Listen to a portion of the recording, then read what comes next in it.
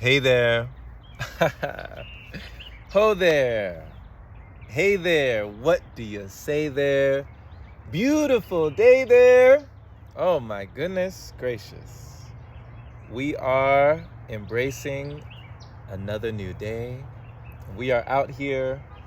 The sun is shining. Woo. And we in perfect timing, divine alignment. Thank you for remembering the assignment. Checking back in as we dive on in to this wonderful book, taking a look at one of today's modern sages, Wisdom for the Ages. This is Jerome Shaw with the Pranic Pages, host of the Open Palm Podcast, motivator, meditator, and if you have not yet seen the introduction, then you can go back in the Pranic Pages playlist. But today, we're going to go ahead and be well on our way. As we start this section in this wonderful recollection, we're going to get going and keep the energy flowing. So remember, as we're proceeding, this is an informal reading. We'll be touching on a few points and highlights just for your thoughts, right? Food for your thoughts. Why is it not common knowledge? Now, of course, we're talking about pranic living, Breatharianism, and such. Why many people don't realize so much when it comes to these styles of living. The Breatharian population is made up of only a few thousand people scattered across the globe. Therefore, the social proof of their existence remains nearly mythological. Most people who do not personally know a Breatharian have closed mindsets about the possibility of their innate existence. In other words, they refuse to believe what they cannot see for themselves. You ever known anybody like that? For some people, for most people, seeing is believing, while for others, believing might be seeing. And your imagination could actually be freeing, and bring you into different ways of being. In my personal experience, when I tell someone new that I do not eat, we initially both laugh because it does not make much sense. Only after a few minutes, when the person sees that I am sane, can I actually let him or her know that I am not joking. It is always interesting to see how the conversation continues from there. It's funny just to become more aware.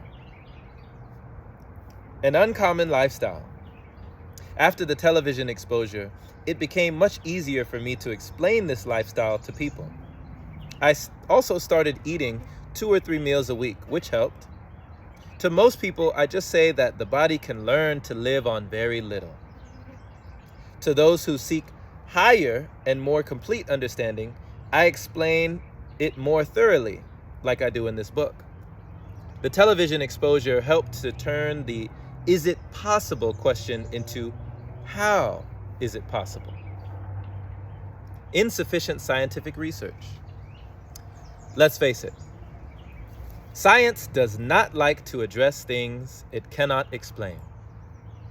Even when concrete scientific data on the Breatharian way of life is produced, it is unlikely that it will make headlines.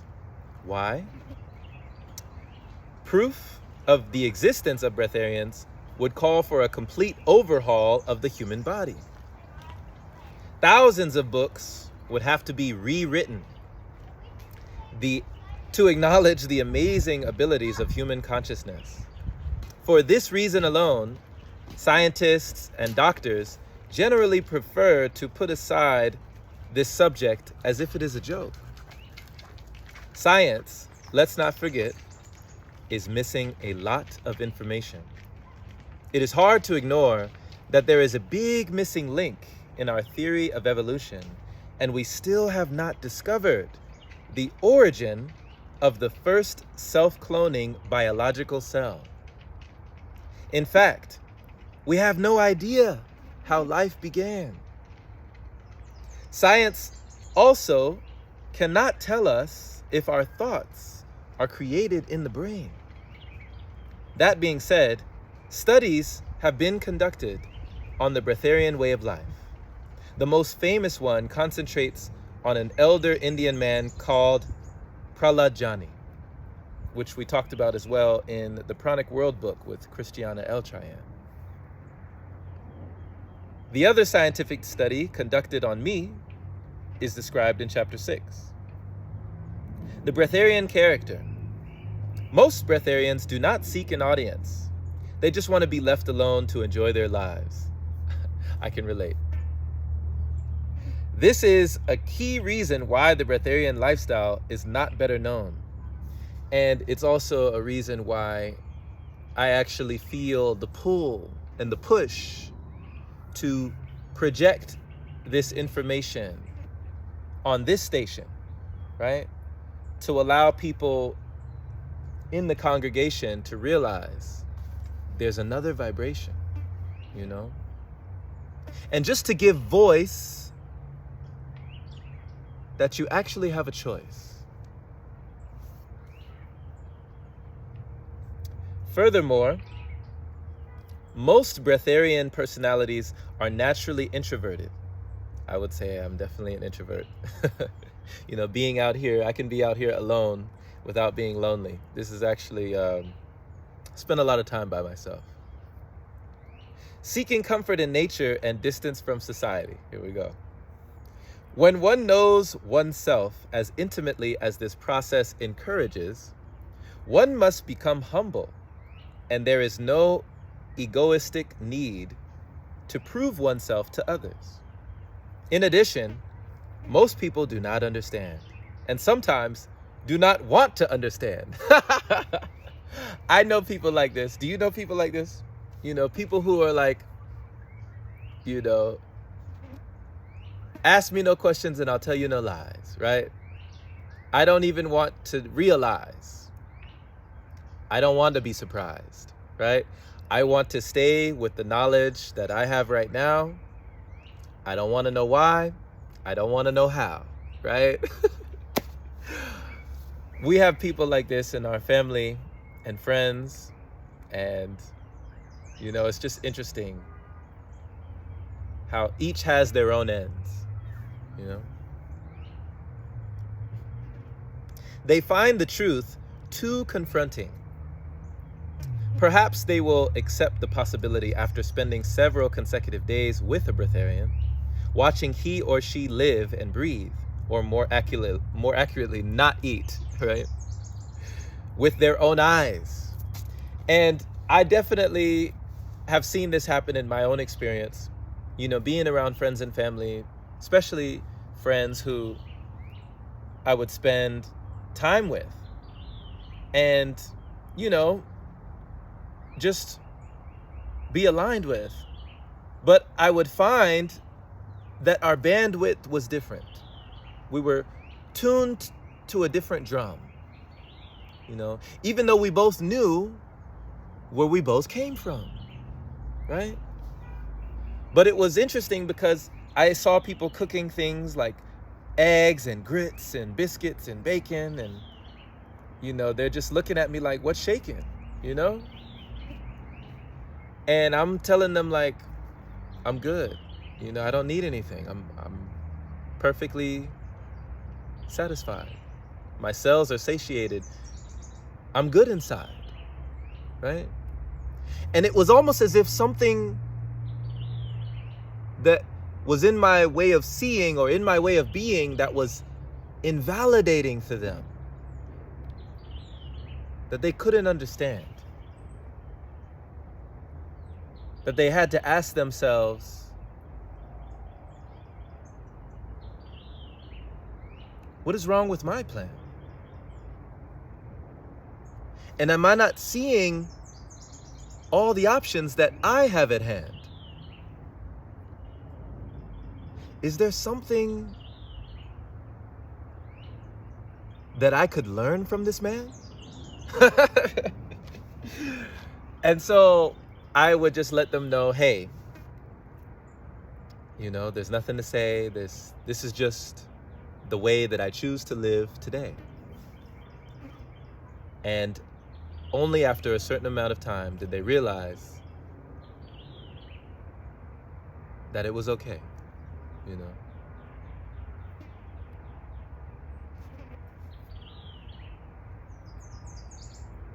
However, even then, their logical minds may still refuse to accept this as a real possibility. And they will work hard to find alternative reasons as to why it is impossible. Yeah, the mind definitely works like that, It will look for reasons to support your conclusion.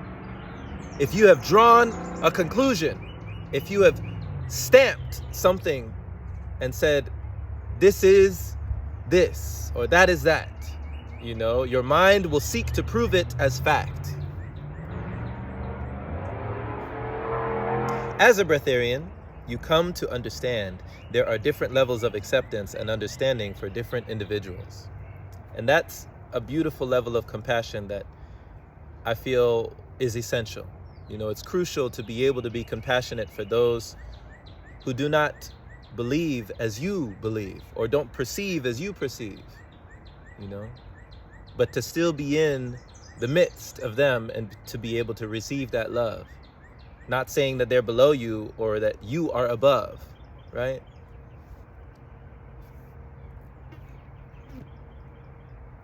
This is precisely why I have decided to share my experiences and make the subject more public. Thank you, Ray. I realize that I may be called a heretic or a liar. I also know that I am strong enough to deal with the initial ridicule the subject inevitably evokes in Western society. I heard truth always goes through 3 stages. I think it was Arthur Schopenhauer who talked about the 3 stages of truth. First, it's ridiculed, then it is violently opposed, and then finally it is accepted as self-evident, as if to say, oh, how could it be any other way?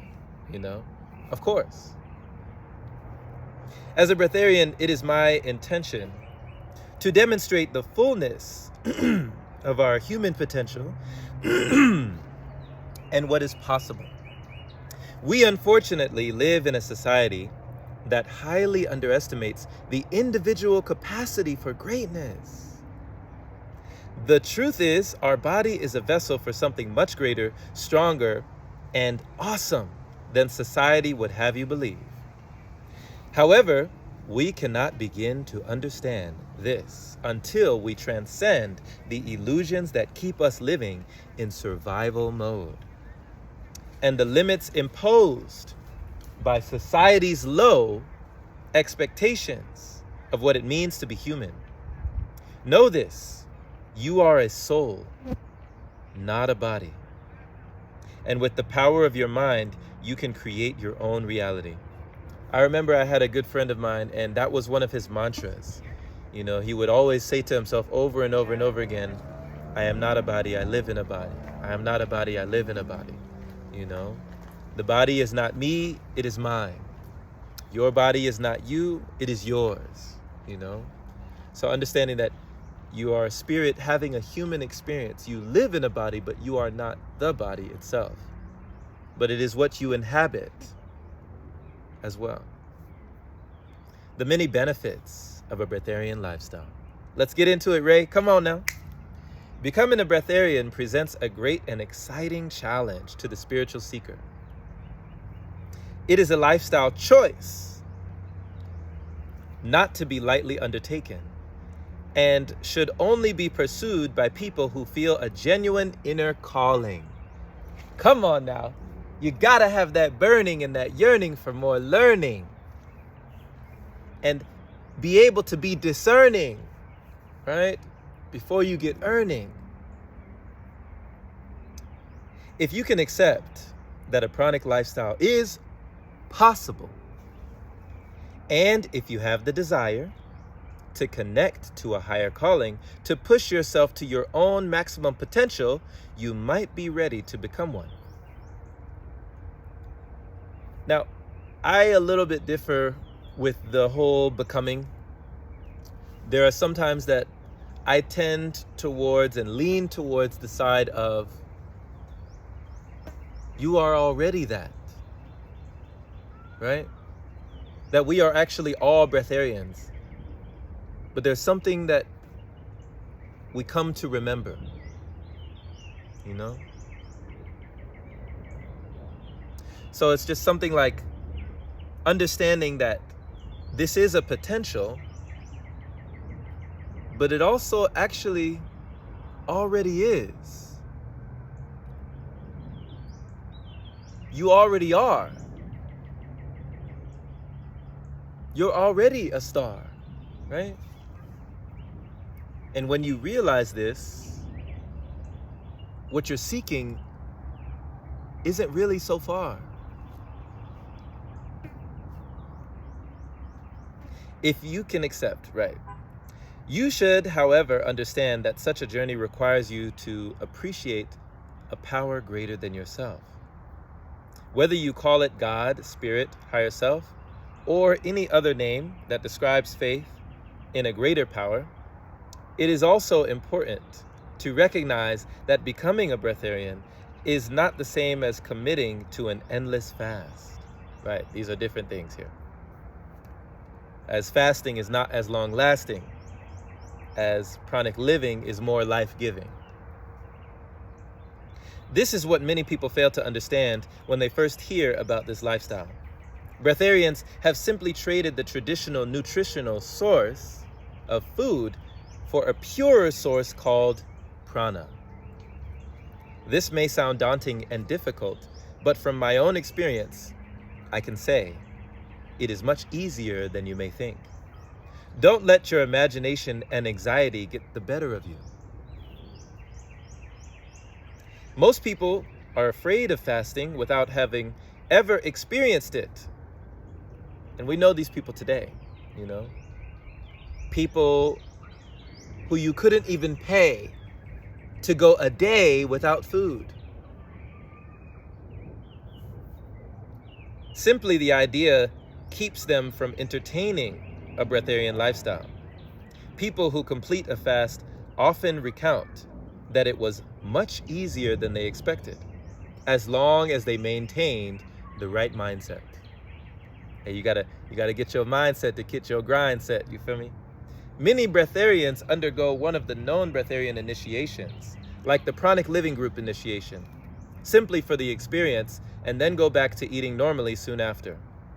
Remember, this is not a one-way track, and no one expects you to make a lifelong commitment. The process of transformation itself has enormous benefits for personal development. So if you are interested in undergoing the process even just once, I recommend that you continue your own research and find a guide or a group to assist you. The pranic initiation is easier than most people think.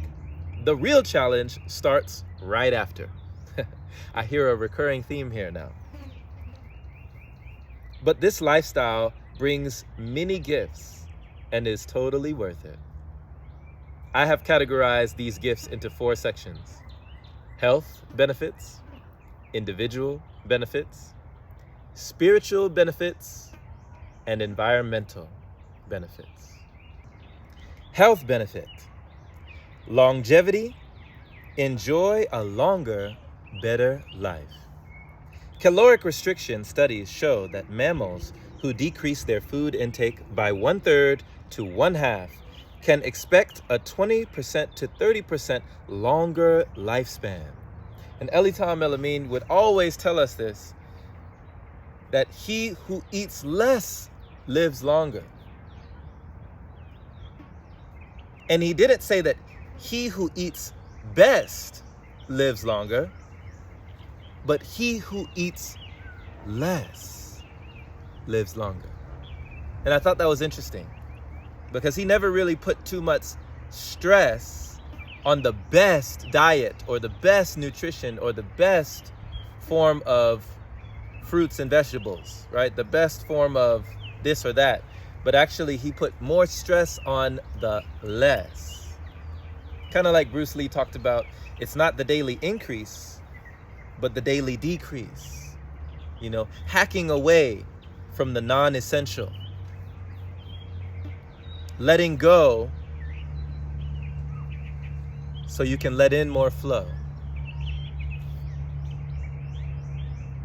They also experience reduced cardiovascular risks and improved memory function. Don't you want to have more memory? Don't you want to feel like you remember things clear? Benefits derived from caloric restriction diets. Caloric restriction in primates, an ongoing study on rhesus macaques, funded by the National Institute on Aging, was initiated in 1989 at the University of Wisconsin. The 2009 results showed that caloric restriction in rhesus monkeys slowed down aging, significantly delayed the onset of age-related disorders such as cancer, diabetes, cardiovascular disease, and brain atrophy. 80% of the calorie-restricted monkeys were still alive at the end of the experiment, compared to only half of the controls. Lifespan. 70 years ago, C.M. McKay et al. Discovered that reducing the number of calories fed to rodents nearly doubled their lifespan. The extensions varied between species, but on average, there was a 30 to 40% increase in lifespan in both mice and rats. Caloric restriction has also been shown to preserve a range of structural and functional parameters in aging rodents. Activity levels. Laboratory rodents on a caloric restricted diet tend to exhibit increased activity levels at feeding times, particularly when provided with exercise equipment.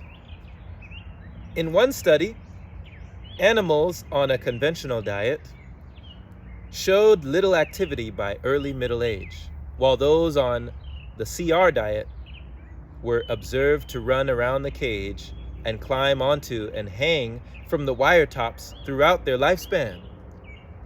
So even in old age, they were still all the rage, right? Exercising, stretching, and climbing at any age. In fact, the longest surviving CR mouse was observed hanging from the top of his cage only 3 days before he became moribund. Monkeys on CR diets also appear more restless immediately before and after meals. This is because under a CR diet, the subjects still get hungry. Unlike the pranic lifestyle, where the subject is not dependent on physical nourishment. Reduced DNA damage. Calorie restriction reduces the production of reactive oxygen species, which causes different types of DNA damage, such as the presence of 8-hydroxy-2-deoxyguanosine. These indicators are used to measure the level of oxidative damage in DNA. On CR diets, increased 8-OHDG damage has been observed in the DNA of hearts, skeletal muscles, brains, livers, and kidneys in mice. The levels of 8-OHDG in the organs of 15-month-old mice was reduced to 81% of the levels in the DNA of mice on an unrestricted diet. In rats aged 24 to 26 months on a CR diet, the level of 8-OH-DG in the organs was found to be on average 62% of the level in rats fed an unrestricted diet. In mice of the same age, the damage averaged 71% of the level in mice on an unrestricted diet. The scientific explanation is that the body knows how to minimize its energy expenditures, how to reuse, recycle, and work more effectively and efficiently, and how to use its resources more accurately. And genes alert the body when required. Being breatharian tops caloric restriction because one's body is preserved in a highly clean state at all times. It no longer has to deal with the daily struggle of pushing out toxins. Since there are significantly fewer toxins going into the body, it is easier to fight potential intruders such as viruses and negative bacteria. You know, this reminds me of Osmosis Jones. You ever seen that movie? I think it was with Bill Murray and Chris Rock. And this movie, Osmosis Jones, you got to see it. It's classic, right? And Bill Murray was introducing so many foreign elements into his body, so much junk food and so many unhealthy things, even things that had just been rubbed around on the ground. He would pick it up, blow it up, and put it in and scarf it down, right? And you would examine within his body, there was a whole town, whole cities, whole populations, right? Whole highways of information. And these white blood cells were just doing their best to keep him in equilibrium, to keep him in homeostasis. It was amazing to see. Check out that movie, Between You and Me, Osmosis Jones. Since there are fewer toxins going into the body, it is easier to fight potential intruders. In short, the body has amazing cleansing powers when it is not preoccupied with the process of digestion. In ideal conditions, each cell works as its own power plant. It consumes energy, cleans itself, and excretes the garbage. And when we fast, one of the first things the body does is start detoxifying and ridding itself of excess dietary remnants. And this is an amazing thing that the body does on its own, naturally. You know, it's always known what it can do on its own. And it's really interesting how in these times that certain people find others to be conspiracy theorists, right? It is now almost a conspiracy to believe that the body is capable of doing what it was always designed to do. So, with time, you may find in you that the body will let go and start to bring in more flow. When you start to let go of the things that you know, right? It's so interesting. The body's already coming back into a state of healing when we stop putting in, you know? It's already flushing out. The moment that we block what comes in our mouth. Living longer does not have to mean humans have to grow old and become senile. Thank you. We need this information. We can continue to lead lives of vitality and good health. Breatharian bodies undergo less stress because energy is not wasted on digestion, right? This promotes stronger and more efficient use of the internal organs in everyday life. Just imagine, right? If this is your vehicle, if this is your, mode of operation, why would you live in constant constipation, right?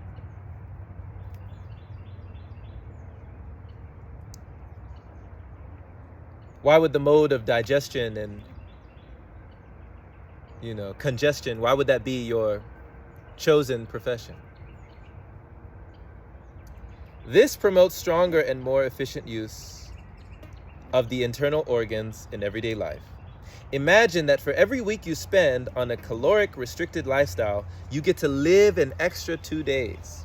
How much is that worth to you? To better understand longevity, compare the lifespan of your body to the mileage of a car. Here we go. He's already saying it. A car records mileage, just like the body has a certain lifespan. The car's inner fuel and oil filters can be compared to the body's internal organs. Well, we know technology is modeled after us. We're the ones that created technology, but it's created after us,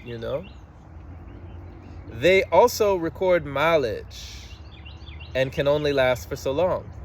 A car's filters need to be replaced after a certain time, but we have no easy method to replace internal organs when they start to deteriorate with age.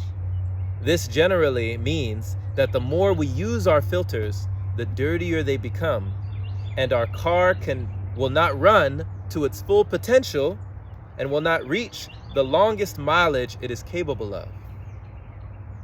Our bodies take in what they need from food and try to get rid of what they do not need.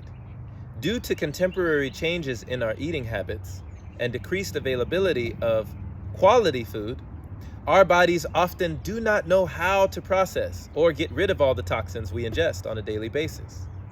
Diets based on convenience, like processed foods, particularly with added sugar, overthrow the body's natural alkaline balance. This is, in turn, what creates the perfect acidic environment for disease, right? Dis-ease.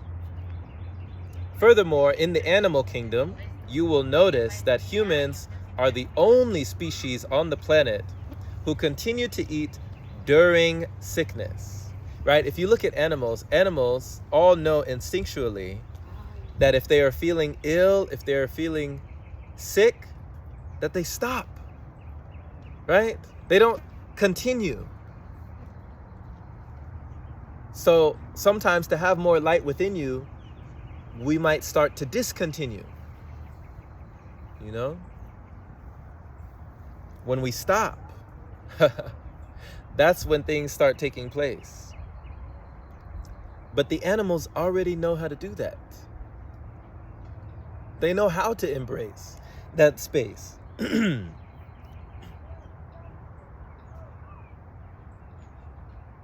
So once they feel that they have an illness, animals start to embrace that stillness.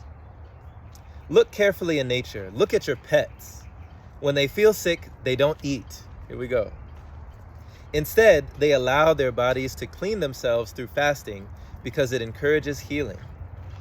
Our children have the same instincts, yet it is often with encouragement of parents that they are taught to ignore this natural reflex. You may notice that when you feel sick, your appetite decreases. I remember back in the days when I was consuming everything, that whenever I would feel ill or get sick, it was like I went to the chicken noodle soup, right? Chicken noodle soup for the soul. And I would reduce the solids and go to more liquid. Now, I didn't know that, this was revealing something that I should ask myself, why is this healing? What has society been concealing? I had no idea, and I didn't really put two and two together, that when I let go of solids, I started to feel better. Reduced toxins. Research also indicates that diseases are usually derived from a buildup of toxins entering the body from modern human diets. Toxins can be small molecules, peptides, or proteins capable of causing diseases. on contact via the absorption by bodily tissues, interacting with biological macromolecules, such as enzymes or cellular receptors. Toxins vary greatly in severity. To be completely free of toxins means you have a much stronger immune system. Most of the toxins that accumulate in the body come from our food in the way it's grown and or processed. The quality and quantity of the food we eat, too many ingredients, large portions, poor food combinations, and environmental pollution can create toxic chemical reactions in the gut. Even if you are eating the best, freshest organic produce, large portions strain the digestive system. And this was something that I still had yet to realize when I was ingesting and digesting a lot of abundance, right? The quantities were still contaminating because it was gunking up the pipes, you know? I didn't feel that light because I continued to invite with every bite, right? More and more and more. And I didn't stop until my stomach was full. This is what started to push and to pull on my insides. So realize that less can be more when you start to explore and start not to ignore the signs that your body is giving, embracing a new way of living. Analyzing data from 3 national surveys of 60,000 Americans, researchers at the University of North Carolina, a shout out North Kakalaki, at Chapel Hill, found that serving sizes have grown over the past 20 years. This occurs not only at fast food outlets, but also in restaurants and homes. The data reveals that over the past 20 years, the size of hamburgers increased by 23%. A plate of Mexican food, 27% larger. Soft drinks grew in size by 52%, and snacks like potato chips, pretzels, and crackers are now 60% bigger. Wow, go figure. Not surprisingly, the prevalence of adult obesity in the United States has increased from 14.5% in 1971 to 39.8% in 2016. The problem is that the more you are served, the more you eat. Most people could reduce their meal portion sizes by half and feel an improvement in vitality and energy levels within as little as a week. The problem is that many people are addicted to the sensation of feeling full, right? Same as me. I was definitely addicted to that sensation. And do not know when to stop eating before they hit this sensation. So like they had a saying in Jamaica, you know, eat till you belch, right? Eat till your stomach is distended, right? Clean your plate. I remember I was with a Jamaican family and they told me, you do not get up from this table until you have cleaned your plate. Lick your plate clean. You heard what I mean? Right? They said every morsel. They were serious about this. They said every morsel on that plate. There's nothing to waste. So, I mean, it was just programmed.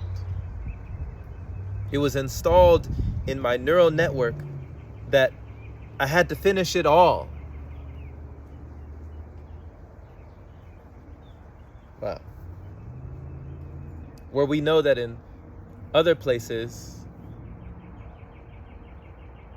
they don't think the same way at all, you know?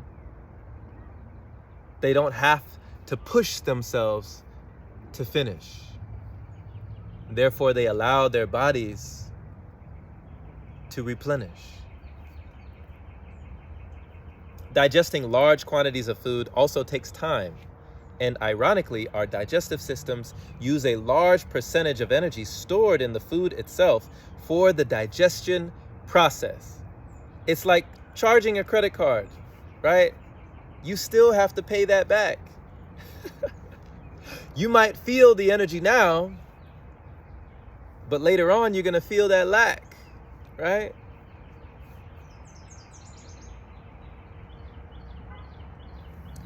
As already mentioned, when the time spent on digestion is reduced, the body has more time to clean itself and recycle energy in a more efficient way. Of all the food categories, the digestion of proteins is the most time consuming. And haven't we heard so much about, oh, you got to get your protein. Oh, you need your protein. Oh, that's going to give you more protein. You know? It takes over 3 hours to break down and assimilate proteins. The reason for this is simple. Protein molecules are long chains, which well-soldered links. And to break down their resistance requires the combination of good chewing and the simultaneous action of various gastric, pancreatic, and biliary juices. Whew. This long process of calorie extraction taxes the system. So somewhere along the line, you got to pay that back. Somewhere down the line, you're going to be taxed, right? So you might as well just relax, you know? It has been calculated that to obtain 100 calories from a protein food, the system must use 30 calories. We can say that the specific dynamic action of proteins is 30%, while it is only 12% for fats and just 7% for carbohydrates. The ongoing cycle of the standard 3 meals per day, plus snacks, right, means a lot of time is spent on digestion, and many people need to rest after a meal to aid this process. See, when we're in rest and recovery, we don't see it, right? They have a saying called the itis. Look this up. It's called the itis, where after you've eaten a large quantity, you tend to go to sleep. You know, we don't realize sometimes how the price could be steep. Almost all of us suffer from the occasional constipation or a case of the runs, some more than others. Some of us eat too much, too fast. That was me. Definitely. Until we feel like we are about to explode and must stop. Poor food combinations contribute to discomfort in the stomach. When you take food out of the equation, you liberate yourself from this cycle of discomfort. Breatharians do not need this downtime after dinner or lunch, since there is no dinner or lunch. There is simply an abundance of energy, not disturbed by the digestion process. There are almost no thoughts such as, oh, it's noon and I haven't eaten yet. You are free to need nothing, free from meal times, free to spend your time as you wish. Breatharians rely on prana, the purest and cleanest source of nutrition available on this earth. In fact, it is the original source of life energy on earth. When we eat food, we technically eat prana in its secondary and third forms filtered through plants and animals that we consume. My own blood test taken before and after the pranic initiation process showed a significant and stable health improvement. Other breatharians who exit the process and take blood tests show similar improvements. This supports the claim that breatharians do not need to consider the nutritional balance of food or supplement their diets with expensive vitamins. The body gets everything it needs from prana. This became actually one of my affirmations to really feel this vibration was that, I am sustained by the source. There's nothing to force. And that, of course, prana provides all the nutrition I need. That all I need is nourished by chi. And in this way, I can forever be free. Ideal weight. This is perhaps the most important of all the health benefits which breatharians experience. When living from prana, the body is better able to adjust itself to its ideal weight. Achieving this perfect balance is far more difficult when an individual is distracted by food. Wow, it's interesting. He calls food a distraction. I am currently carrying 10% body fat, a percentage that typically only athletes acquire. I am no athlete, although I like to keep in shape. A lower percentage of body fat is connected with a healthier body and ideal weight. In nature, the body of an animal becomes perfectly aligned to its individual needs. In your mind's eye, try to imagine an obese cheetah in the wild. Can you even imagine? No. I'll stop you right there. You can't imagine, right? An obese cheetah in the wild. It is a bizarre, nearly unimaginable image, is it not? Humans have beautiful gifts of self-consciousness. I did. Doing well, thank you. Enjoy your walk. All right. Humans have beautiful gifts of self-consciousness and free will to use for better or for worse. Unfortunately, most of us get distracted by food and step out of the perfect balance that nature is able to provide for us. Body control. Temperature limits expand for breatharians. This means you can feel comfortable even in extreme hot or cold temperatures. And I definitely remember this when I was on my longest dry fast, or I should call it a prana feast, right, in the natural state. And I was in Sherman Oaks, California.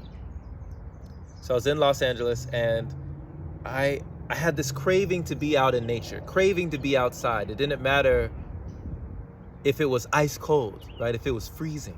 And I went outside and I just started walking for miles and miles, and it was like, I just had this big old smile, because all the while I was feeling like my energy was increasing.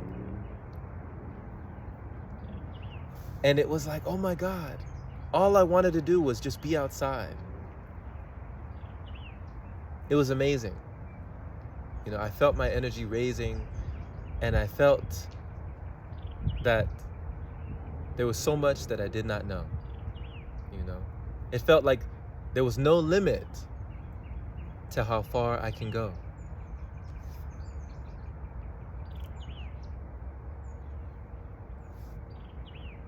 You may also experience increased pain tolerance.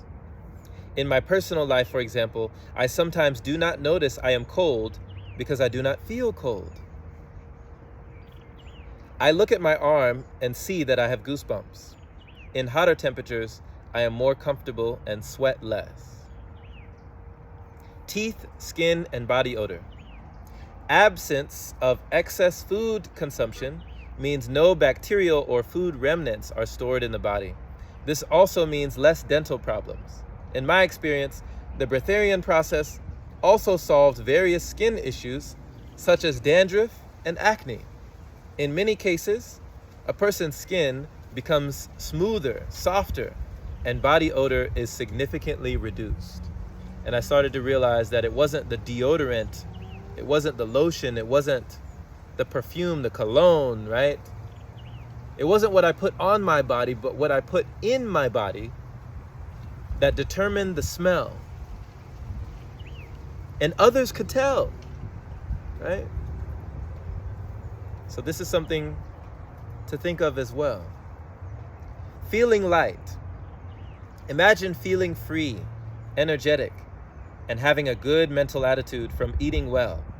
Breatharians generally feel optimistic and full of energy because without digestion to stress the body and muddle the mind, daily existence feels clean and pure.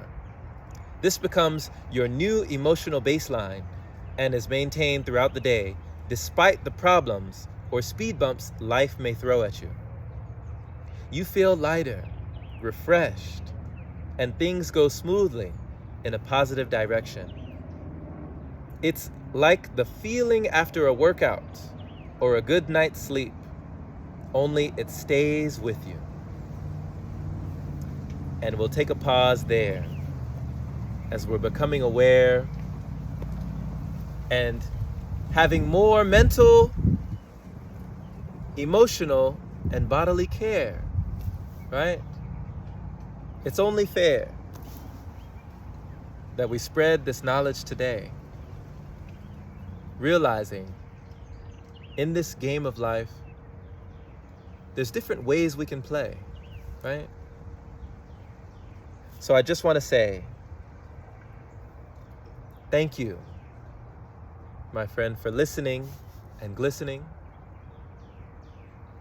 Thank you for receiving this information in this modern age.